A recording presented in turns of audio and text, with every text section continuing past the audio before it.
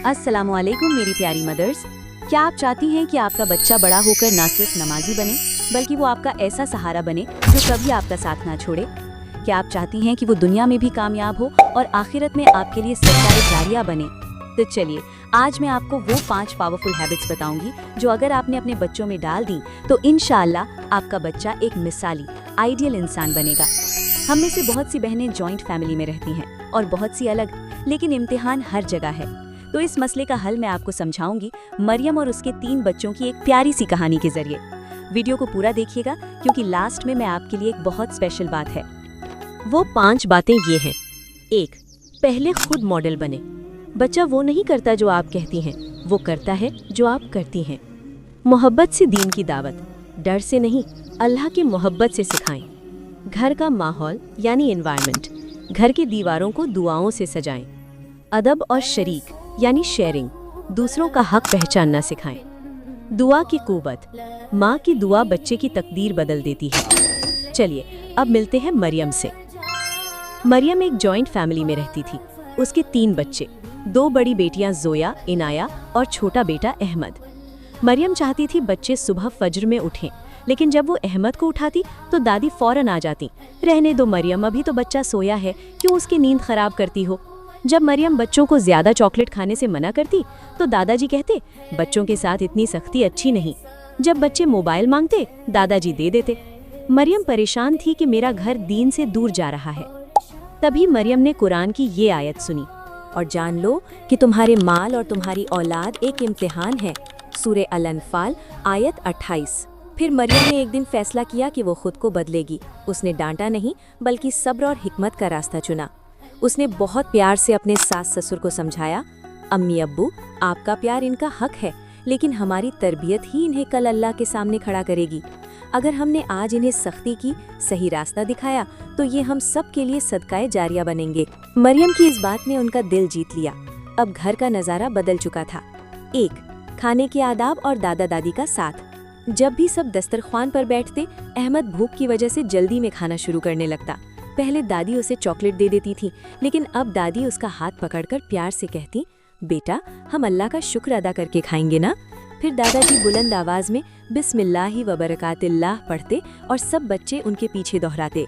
मरियम मुस्कुराकर बच्चों को बताती कि सही बुखारी की हदीस है, दाहिने हाथ से खाओ और अपने सामने से खाओ। दादाजी का सबक। कभी कभी जोया और इनाया किसी खिलौने या चीज के लिए झगड़ा करती तो दादाजी अपनी पुरानी कहानियां सुनाते कि कैसे उन्होंने अपने भाइयों के साथ मिलकर गुजारा किया।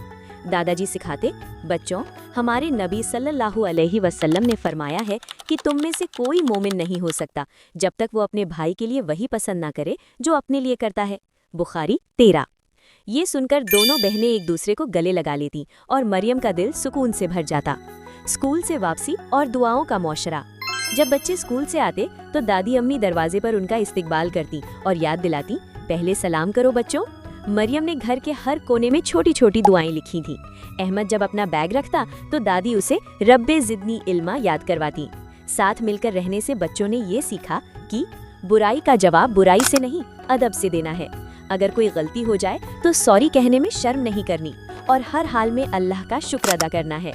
मरियम को अब फख्र होता था कि उसने अपने सास ससुर को दूर नहीं किया बल्कि उन्हें अपने बच्चों की जन्नत बनाने का रास्ता दिखाया।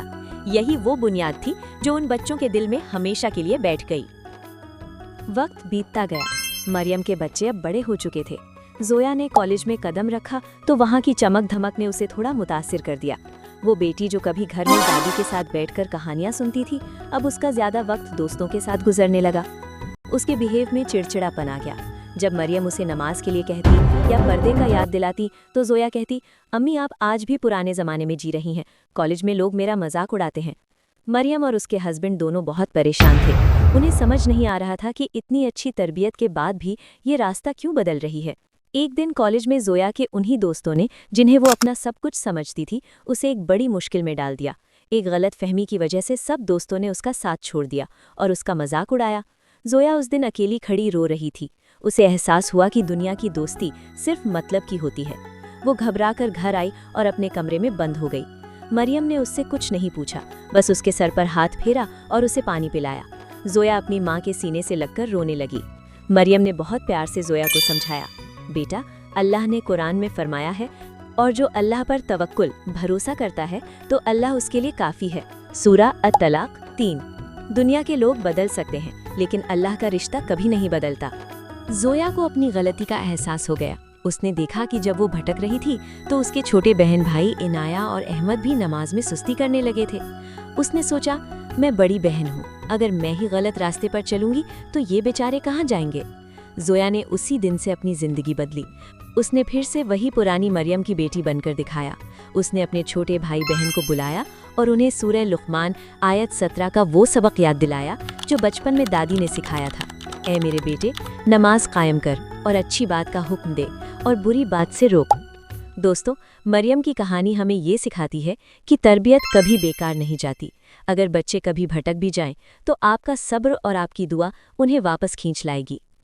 कमेंट में बताएं आप अपने बच्चों को कौन सी एक आदत सिखाना चाहती हैं। डियर मॉम, मैं जानती हूँ आप अपने बच्चों के लिए कितनी फिक्रमंद हैं। कभी कभी लगता है कि मेहनत रंग नहीं ला रही, लेकिन हिम्मत मत हारिए, अल्लाह देख रहा है। याद रखिए, आप एक बहुत काबिल और बेहतरीन माँ हैं। 2026 में एक बार फिर से नए जज्बे के साथ अपने बच्चों को दुआओं के घेरे में लीजिए। मुझे पूरी उम्मीद है कि मरियम की तरह आपका घर भी एक दिन खुशियों और सुकून का मरकज़ बनेगा।